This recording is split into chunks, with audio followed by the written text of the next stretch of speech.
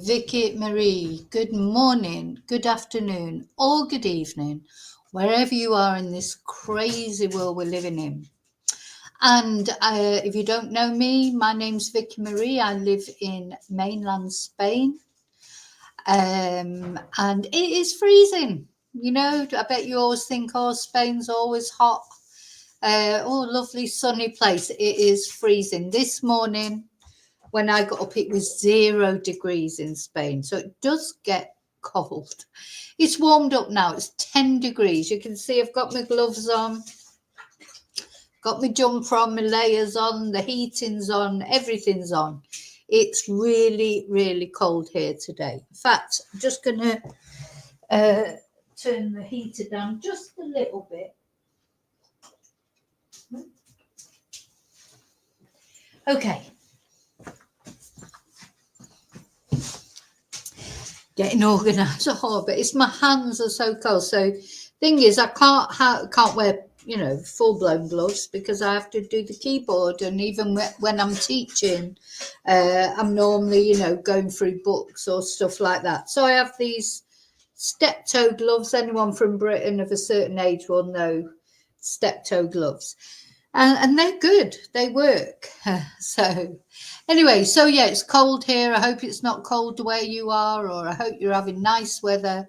Hope you're well, whoever you are that are watching. So in today's video, we're going to talk about this ongoing mystery of these missing sisters in Aberdeen, Henrietta and Eliza, part of triplets. So they're, would you still call them twins? I don't know that. Anyway, they're 2 triplets, 2 of 3, if you like.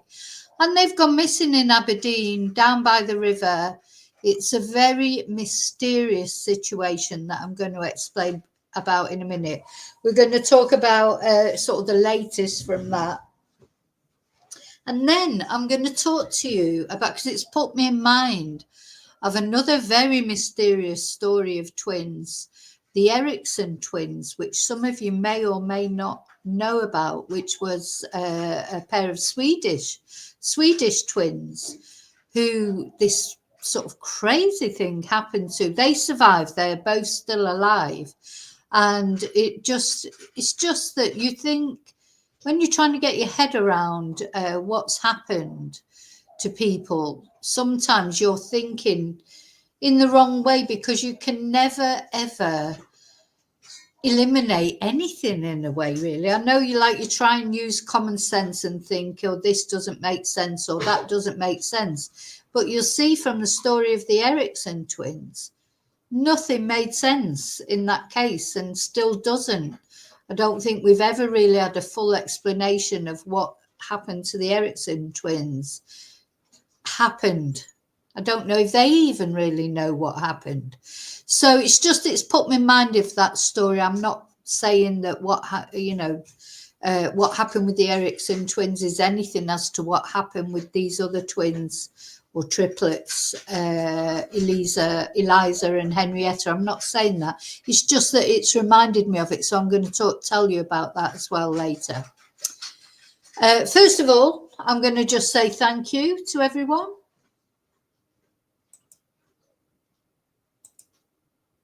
So as always, thank you for watching, for liking, for subscribing. If you're not subscribed, please remember to subscribe, or please consider subscribing. It's absolutely free. You don't have to pay to subscribe. It's completely free, as is liking the video or not liking the video. If you don't like the video, press the thumbs down. I also want to thank especially, as always, my members. We've got members live tomorrow night. Thursday's coming round again. Every Thursday night is members exclusive live. I also want to thank people that buy me a Ko-fi or send me a super sticker, send me nice emails, suggest cases. Any way that you support my channel, thank you so much. Okay, so I can take the banner off now. So I'm going to say hello to anyone who's in the chat already. And I also, though, want to say hello to those of you watching at home that don't like to join in the chat. you lurkers, you fellow lurkers. I am a lurker on other YouTube channels. I want to say hello to replay crew as well, people who can't watch this video when it's going out live, but hopefully will watch later. Hello to you, replay crew. Okay.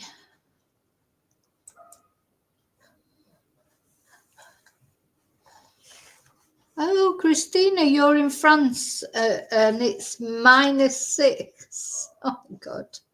I've got some students in France. They're skiing at the moment. They're out and about skiing. But hi, JBT. So, yeah, that's what I'm going to tell you about Well, I say what's going on. We don't know, really. Still don't know what's happening with these twins. So, sorry, triplets, I should say. Because the Henrietta and Eliza are triplets, but they seem to be the closest out of the three. They were living together. They'd been working in Aberdeen for the past 6 years, I think. So and living together and spending all their time together, from what we can make out. The family say they were, the rest of the family are in Hungary, which is where the girls come from originally. They said everything was fine at Christmas, New Year. They seemed happy. Everything seemed fine. They say that they had no idea of, any sort of strange things. There were no red flags, let's put it that way. Having said that, then, it was apparently the landlord of the two girls' landlord from where they were staying that raised the alarm with police because the girls gave in their notice on the tenancy, and then maybe the landlord didn't hear from them for a while. I mean, it's all not clear. You know what the police are like. They're giving us little bits of information. But it seems to me that the landlord went to the property, was concerned about what they found in there. What would that be, I wonder? It hasn't been said, just said that the landlord was concerned about what they found in the property. So I'm not sure what that means. Anyway, so off the girls went one morning at 2:00 in the morning, or just past 2:00 in the morning, for a walk by the River Dee, or, well, we don't know what they went there for. And that's when they disappeared. And there are reports of screams being heard, but the police have not confirmed that they were anything to do with this. It was a freezing cold night. So who would go out when it was icy and snow, etc., outside and walk down by the side of the river? Why would they do that? Anyway, the police seem to think that they've got CCTV evidence of them entering that area, but not CCTV evidence of them leaving that area. So the police hypothesis is that they're in the river, basically. So the family are desperate, you can imagine, just heartbroken. The police must have said to them that they feel that they're in the river. That's their main hypothesis, but I presume they're not ruling out anything. Now, I've got my own hypotheses, and I'm going to talk about those in a moment, but I just want to show you, first of all, again, we've looked at it before, and this is the photo from the CCTV, the last time the women were seen. As we've said before, the one on the right-hand side there with the handbag slung over her shoulder, she seems to be talking to the other one. The other one looks more passive. This is just impressions that we're getting. Oh, by the way, I've lit a candle. Let me just show you this, because I hope you'll all join me in lighting a candle, either, physically or figuratively, for these girls and, for their family, because they've been missing over a week now. So, and with nothing, no news, no evidence of them using their bank cards or anything like that. Apparently they had one mobile phone with them, but the other mobile phone was left behind at their residence. So they didn't have suitcases with them or anything like that. So, it doesn't seem that they've run away, but maybe they have. But anyway, I'm lighting the candle really is for the girls, of course, but also for their family who must be, going through absolute hell, really wondering what's happened to them. And they're in a foreign country, so the family are in Hungary. So this is what I was saying yesterday, and I always say it's bad enough when your loved one goes missing, but if it's in an area that's familiar to you, but for your loved one to go missing in a foreign country and you're miles away, and you must feel so helpless. It just must be, and I can't even imagine what that feeling is like. So where was I? Oh yeah, so I was showing the picture of the girls. So this is probably not the last CCTV that the police have of these ladies, but this is the last one that they have released.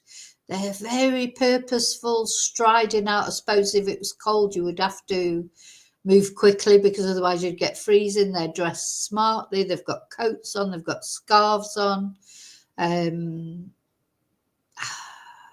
To me, but you know what? You just never know. You never know what's going through people's minds. But to me, that does not look like people going out to do something to themselves.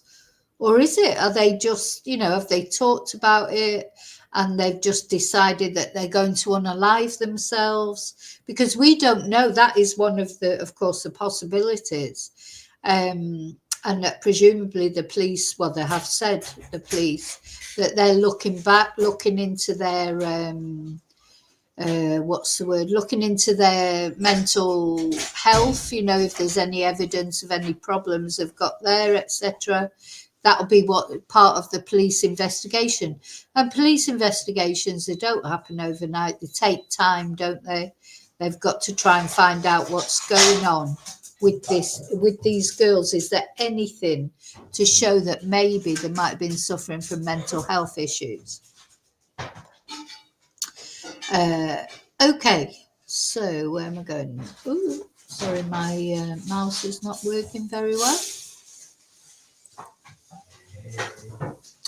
Hi, David. Christina's got 4 jumpers on. I haven't quite got 4, and I've only got 2 on, so it's obviously colder there in France, Christina.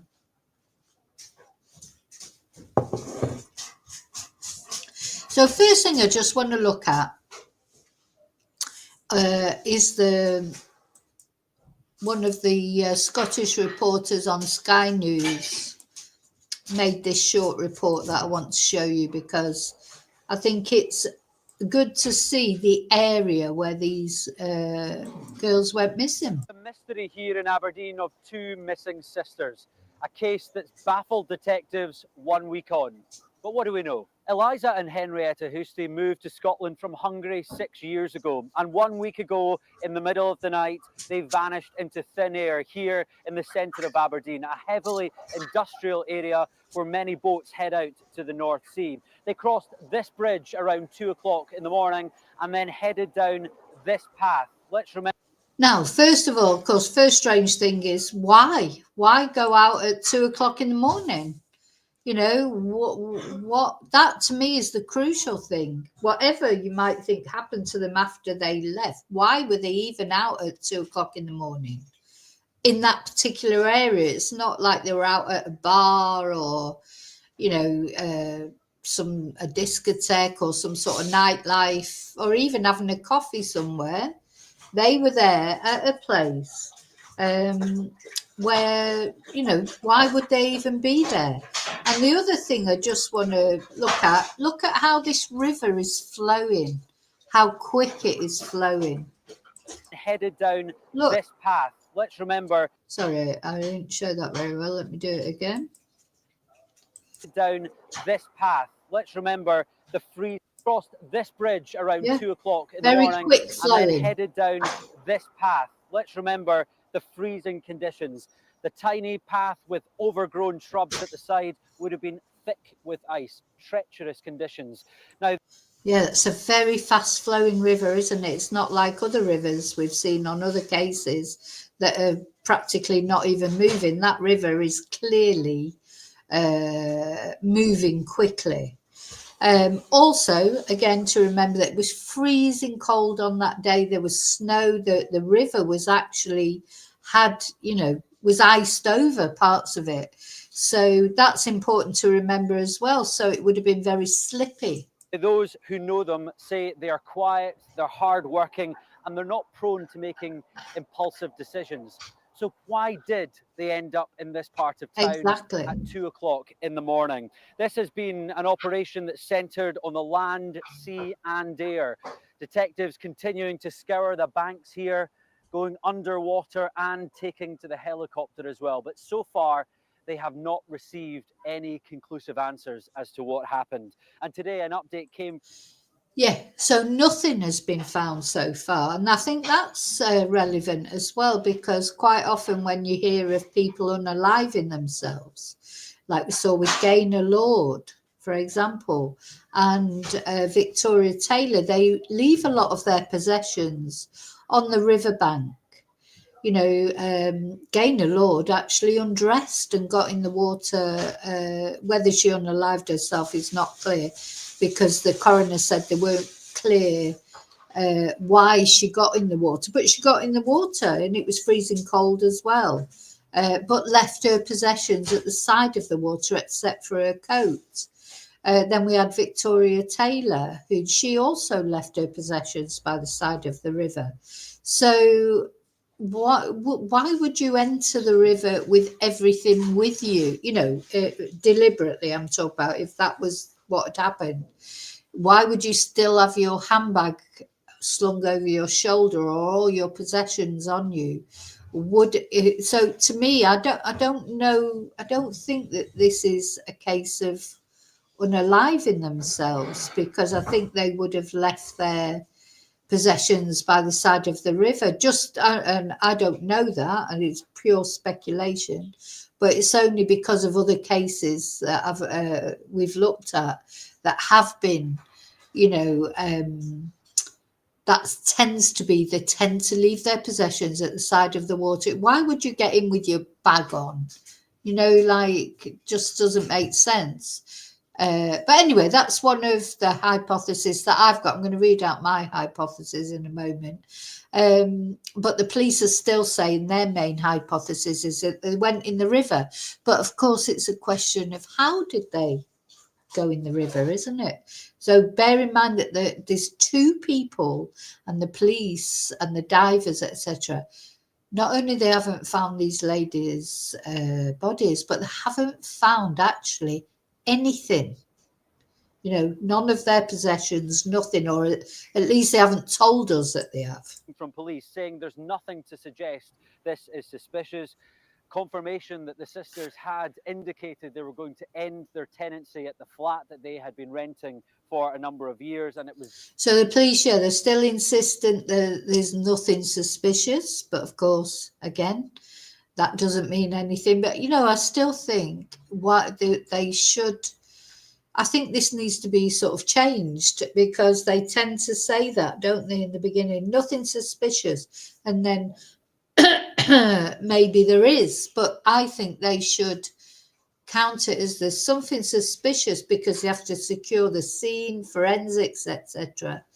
Count it as suspicious first. Of course, it's suspicious when two women disappear at 2 o'clock in the morning that aren't, they don't have that sort of lifestyle as far as anyone knows, where they're out at 2 o'clock in the morning.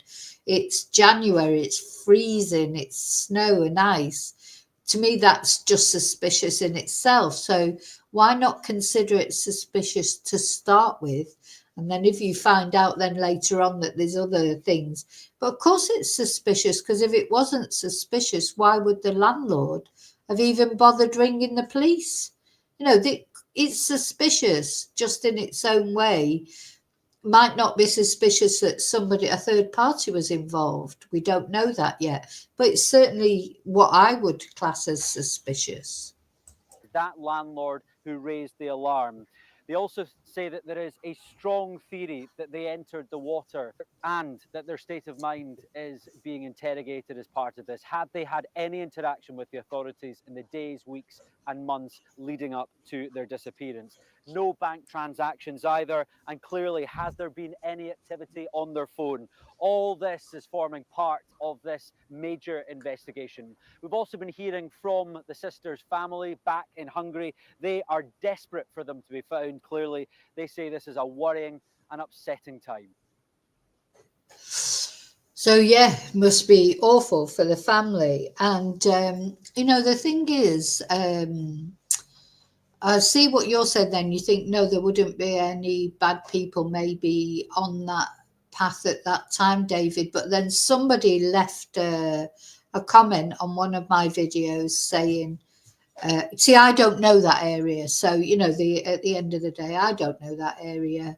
The police will know it, of course, and people who live in that area will know it. And somebody did leave a comment on one of my videos, which is only a comment. I don't know if it's true or not. It could be anybody who said it. I'm not saying it's not true either. I don't want to offend the person who left the comment, saying that people hang around there and drink at night. Now, I don't know if that's true or not. So maybe it is. Maybe it is a place. In your area, all of you, wherever you live, where are the places that people hang around and sit and maybe drink or take drugs or whatever. There's areas in most places, even small places, where people are likely to do that. Is this that kind of area? But then why would those women have gone there? To me, that's the crucial thing. Why did they go to that area? It's said that they didn't drink, they didn't take drugs. I just don't know what the reason is that they were in that area in the first place. That's the primary thing as far as I'm concerned. Why were they even there? But David, I mean, you know that people, it doesn't matter about the time or the temperature.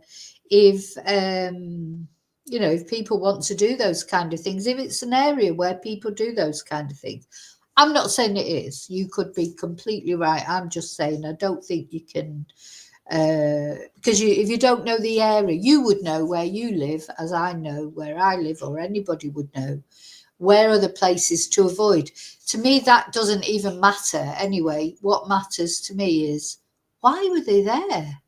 Why were they there? Those two women, Eliza and Henrietta, why were they there? That to me is, solve that. And that'll be the solving of this mystery as soon as it's solved why they were even there in the first place. But so I just want to read to you before I go on to talk about, at the end of the day, there's no developments as far as up to when I started this video about them being found or whatever. But of course, the police have come out with this hypothesis that they think they've gone into the river, but they don't know how they went into the river. Now, to me, I've got 8 hypotheses. There are 8 possibilities, but to me, as I say, the overwhelming question is, why were they there in the first place? But of course, they were there. They were there. So, the question why doesn't matter in another way, because they were there. So if we take it from that, so they were there and then they've disappeared from there. So why have they disappeared? So there are a few different possibilities, aren't there? So they could have been kidnapped. They could have been kidnapped. Screams were supposed to have been heard, but it's not been confirmed officially if those screams were actually connected with the ladies' disappearances. But let's presume they were. Well, they could have been kidnapped, couldn't they? They could have been put, would have took more than one person, of course, to put them into a car, because there's 2 of them.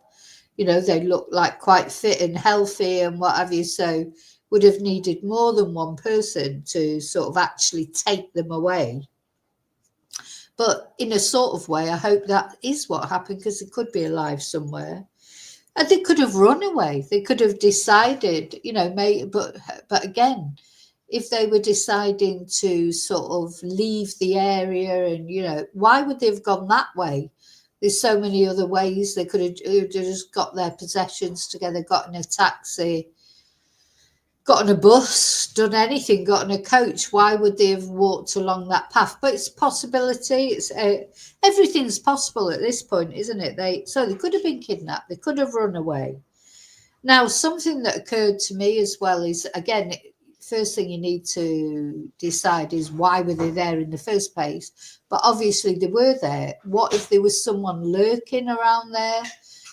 Somebody, like, if that's correct, what that person said to me, that people go there to drink by the riverbank, etc. And maybe homeless people there. I don't know the area, so I don't know. But could they have been pushed in the river by a stranger? Maybe, or strangers. That's a possibility. Everything's a possibility at the moment. Or another thing could be that one was pushed in, one of those girls was pushed in, and then obviously a sister would have tried to help her. Maybe she fell into the water. Another possibility is, and this sounds awful, but it's still a possibility. It's a possibility that one of those sisters could have pushed the other one in and then jumped in themselves. That's another possibility. And then more likely, I think, but again, still comes down to the fact, why were they even there in the first place? Did they slip? Because it was icy. Did they slip into the water? Did one of them slip and the other one jumped in to help them? Or did they both slip in? But still, why were they even there in the first place? One could have slipped and the other tried to help and fell in.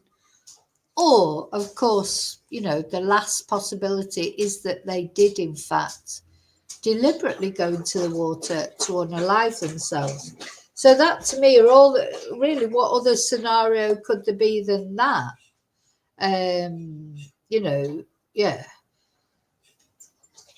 Exactly, Christina. I think, if people go and congregate to drink or take drugs or whatever they go, I don't think they care about the temperature. I've seen it in Manchester. It doesn't matter. It could be freezing cold. It doesn't matter how cold it is, because most of the year it's cold. So I don't think that would matter, to be honest, because the thing is, if you're homeless, you've got nowhere else to go anyway, have you? So where else are you going to go to congregate? You can't go in congregate in your house because you haven't got one. So you've got to congregate somewhere. Anyway, I'm not saying that's what happened. I'm just saying,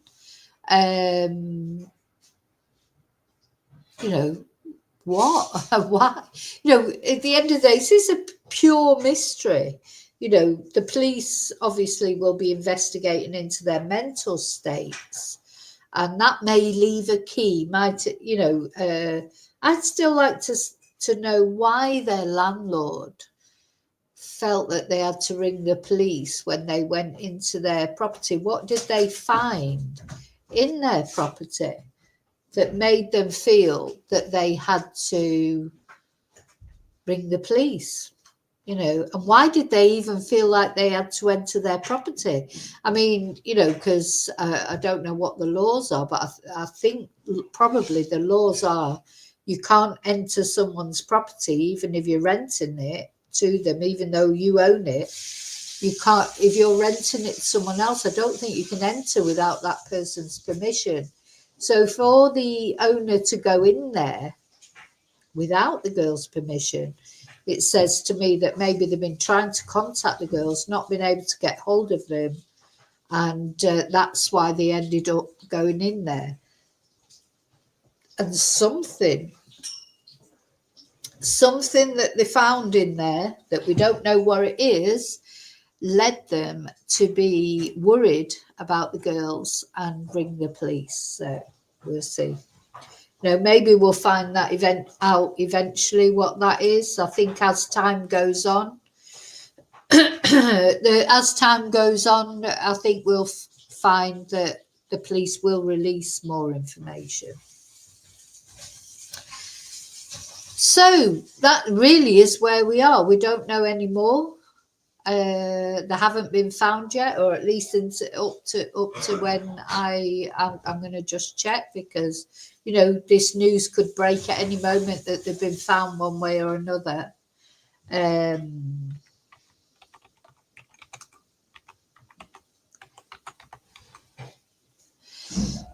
just check. I don't think they have been found. No.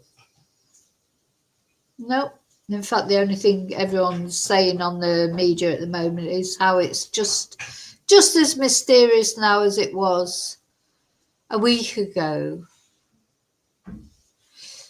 Anyway, of course, that if I do, if I can, because I've got some classes later, etc. But I will be back as soon as possible if any news comes out about this. But what it made me think about was, I don't know if you know the story of the Eriksson twins. So I'm going to get up some pictures of them.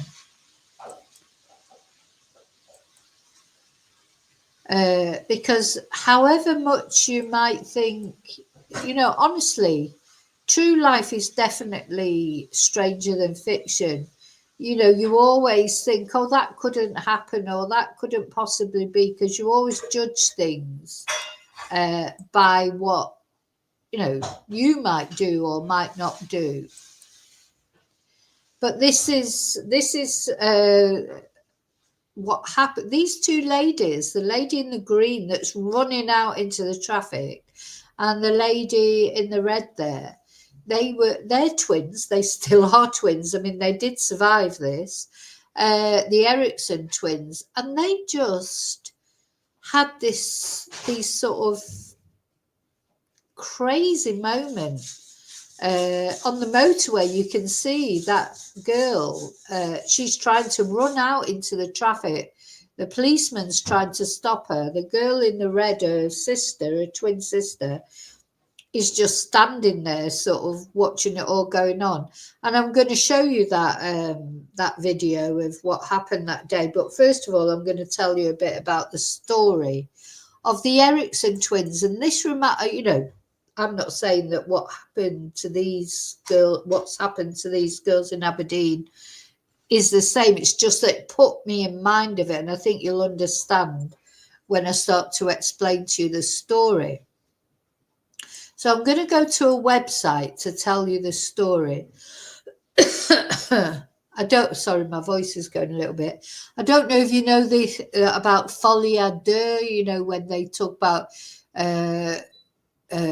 people getting madness together. It doesn't have to be twins. It doesn't even have to be relatives. It happens, it's a sort of a mental condition that is acknowledged by psychologists and psychiatrists.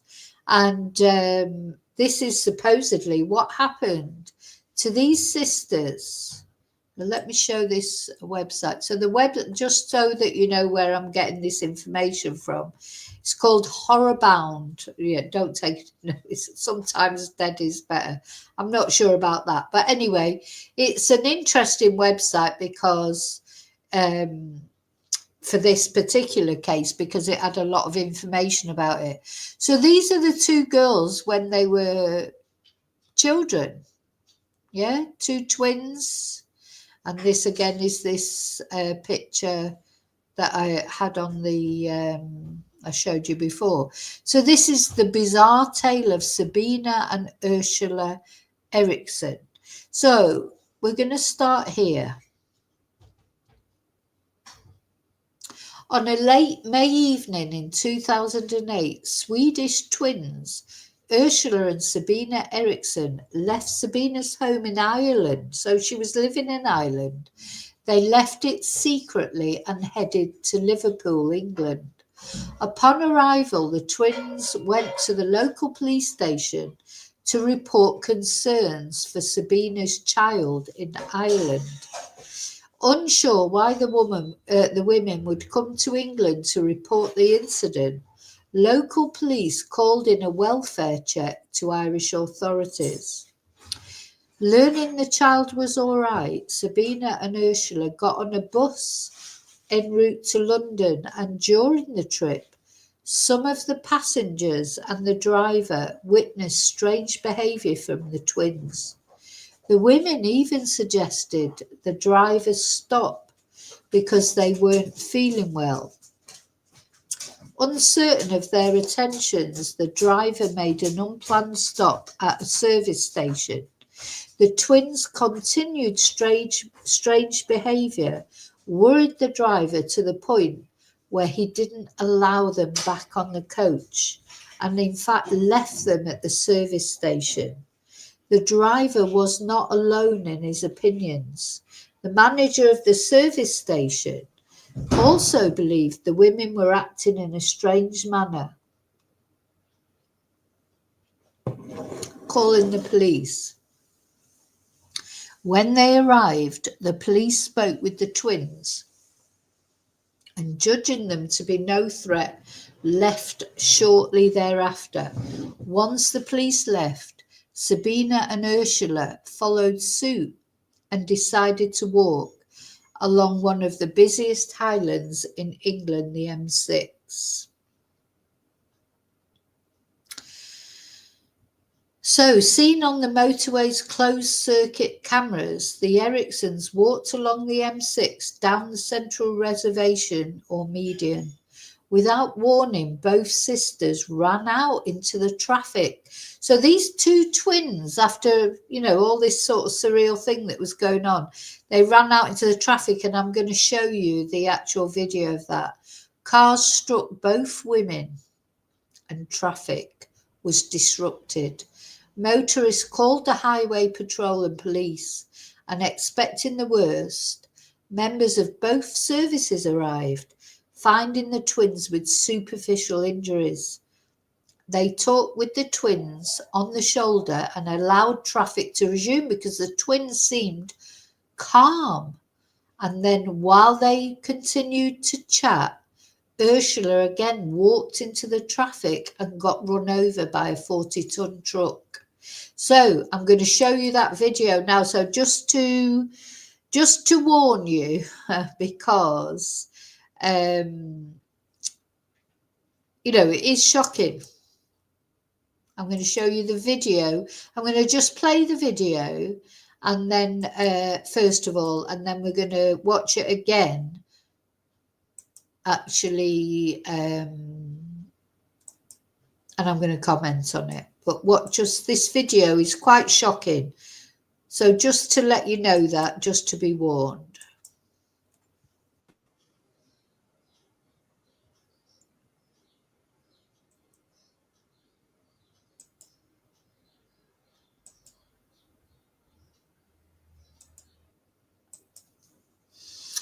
Now, can you still hear me? Because I think YouTube interrupted my stream.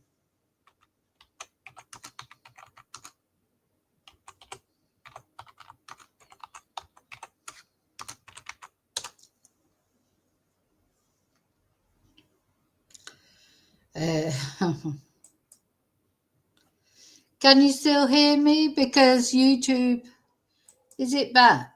Am I back? Oh, for God's sake, how can it be copyright? Am I back?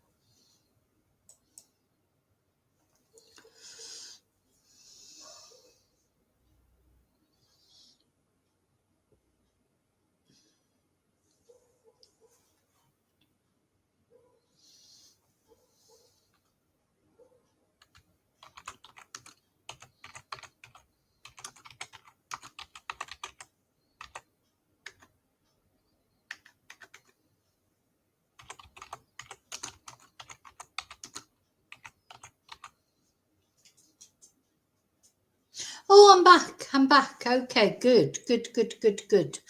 Good. I'm back. So it's my fault. What I should have done is stopped and started it.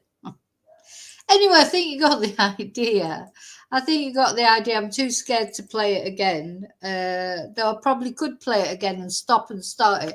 I think because I left it to run probably wasn't a good idea. But I didn't realise it was. How can it be copyright? I mean, it's police webcam, is it, or something? But anyway, you saw what happened. Those two women just. I mean, I can show you a little bit of it. I don't want to get in a fighting stance. I'm now confronted with. I don't want to get, thrown off again. But you can see what's going on there. So those poor police people, 1 minute the women were stood by the side of the road talking calmly to them, and they had no, if you go back to the beginning of it, you can see. I bet I can. They're literally stood there chatting to the police. Everything's normal. Everything's fine. They've calmed down, blah, de, blah, de, blah. And then, the guy's talking. This must be, what's the word? Must be like a body cam video. And they're talking, everything's fine. They're thinking it's all calming down. The women are just there, and then, boom, off they go again. And literally, one of them, she ran into the path of an articulated lorry, and the policeman that was trying to stop her, luckily for him, her jacket came off, because otherwise he would have got run over as well. So, it was just, 1 minute, and then she ran off as well. 1 minute they stood there talking, the next minute off they go. So, being a police person is not easy, is it? And the thing, you never know what you're going to have to face. And then they've got to try and save this person's life, even though this person, to be honest, has put their own life in danger. And not only their own life, but the life of lots of other people who are driving on the motorway. Bye, David. So do you know what I mean? It's like, God, look. So fancy, that's what you might find on a day's work, in your normal day's work. And not only that, these people, they're not even appreciating what you're doing, because one of them was saying, sorry, I'm not laughing because it's funny, I'm laughing because it's ridiculous. One of them was saying, ring the police. And he was saying, I am the police. We are the police. So they're not even getting any appreciation for the fact that they're trying to save these persons' lives. And not only their lives, but lives of other people that are driving on that busy motorway. They're not even getting any appreciation for it, because they're telling them to fuck off, to do this, to do that, ring the police, blah, de, blah, de, blah. So, it was just crazy. The whole thing was crazy. So one of these sisters is, after this incident, is taken to hospital. The other one's okay. I can't show the rest of the video because, well, they're going to pull me up, aren't they, again? But let me show you what happened after, according to this website that we've been reading at. So they talked with the twins. So we're going back to the beginning of the video, if you like, but I'm not showing the video. I'm reading out to you now what happened. They talked with the twins on the shoulder, and they allowed the traffic to resume. While the service members continued to chat, Ursula again walked into the traffic, getting run over by a 40-ton truck, crushing her legs. Just as suddenly, Sabina jumped into oncoming traffic and was quickly struck by a car at high speed, smashed into the windshield, thrown into the air, and landed hard on the tarmac. Coincidentally, all of this was caught on camera by England's version of Real Stories of the Highway Patrol. That's how they got it. Real Stories of the Highway Patrol. They're the ones that will have done me for copyright. Suffering multiple compound fractures, Ursula screamed for police. even though they were trying to help her. She spit and hissed at them, saying they were fake. She knew they weren't real. After being unconscious for several minutes, Sabina got up and started struggling and fighting with the police, punching one hard in the face. She ran into traffic again on the other side of the motorway, screaming to her sister that the people helping her were trying to steal her organs. The cops said that Sabina had superhuman strength and it required 6 people, police and motorists, to subdue and restrain her. Finally, the twins were taken to a local hospital, but the story continues to get weirder. At hospital, the paramedics rushed Ursula to surgery. Other staff evaluated Sabina. She exhibited a calm demeanour, answering most questions in a congenial manner, a far cry from the savage behaviour she displayed on the motorway. She even joked with the staff. Toxicology screens showed no drugs or alcohol in Ursula's system, but Sabina was not tested. I wonder why Sabina was not tested.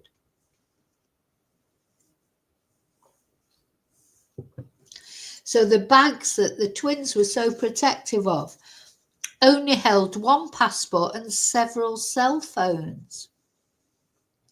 After seeing several professionals, they all deemed that Sabina did not exhibit any signs of mental or psychological illness and was released after being charged and sentenced to 1 day of custody, which was considered served while at hospital. The entire time Sabina was questioned, she never gave a reason for being in England and never once asked about her twin sister Ursula. She was free to leave, not having anywhere to go or anywhere to stay. And listen, this story hasn't ended yet in its madness. Unfortunately, a good Samaritan would be the next person to get involved with this story's madness. So Glenn Hollinshead and his friend Peter Malloy walked home from the pub with Glenn's dog, and when they saw Sabina standing on the side of the road, she asked if she could pet the dog and asked if there were any local bed and breakfasts or hotels in the area. Unfortunately, there were none in the area, but after hearing that Sabina was looking for a sister, Glenn, they say the road to hell is paved with good intentions. Glenn offered his place to rest and said he would call around local hospitals. Peter joined Glenn and Sabina for a while, but left after a while, when she continued to act odd, often standing suddenly, peeking through the curtains, looking up and down the street as if looking for someone following her. She would offer both men cigarettes, and just before they lit them, Sabina would snatch the cigarettes from them, putting them back in her pack. And when she was asked why, she said they were probably poisoned and they shouldn't smoke them, while smoking one of the cigarettes from the pack. While with Glenn and Peter, Sabina never complained about pain and didn't exhibit any behaviour of someone that had just been run over by a car. When Peter left that evening, it would be the last time he saw his friend alive. In the morning, let me just come back to chat, make sure I'm still on there. You can hear me and see me, can't you? Yeah. Yeah, it's still going as far as I can see. So, yeah. So you see, so they've let this woman out. This good Samaritan has took pity on her. In the morning, Glenn continued to make phone calls trying to locate Sabina's sister. He recruited his brother in the search as well. Sabina didn't seem distressed at all. Later that day, Glenn asked his neighbour for some tea bags. In the middle of washing his car, the neighbour told him that he would bring a few bags over after he was finished. Almost immediately after Glenn returned to his home, He staggered outside, pouring blood from 4 stab wounds. He told the neighbour, "She stabbed me," and collapsed. Shortly after, Sabina fled Glenn's house carrying a hammer. A passing motorist stopped to help her. Honest to God, this would put you off helping anyone, wouldn't it? When he noticed she was smashing herself in the head with the hammer. Well, that's a red flag, isn't it? Don't let this woman in your car. She's smashing herself over the head with a hammer. He was repaid for his assistance by a roofing tile being slammed into his head, which Sabina fled again and was pursued by responding authorities. They followed her to a bridge, which she immediately jumped from a height of 30 feet, breaking both her ankles and fracturing her skull. She was once again rushed to the hospital, and it would be months before her and her twin would be released. Ursula was allowed to return to her family in Sweden, and Sabina was charged. She's out now, though, just to let you know. Sabina's trial was postponed for a long time while the authorities tried to get her medical records from Sweden. Eventually, she pled guilty to lesser charges.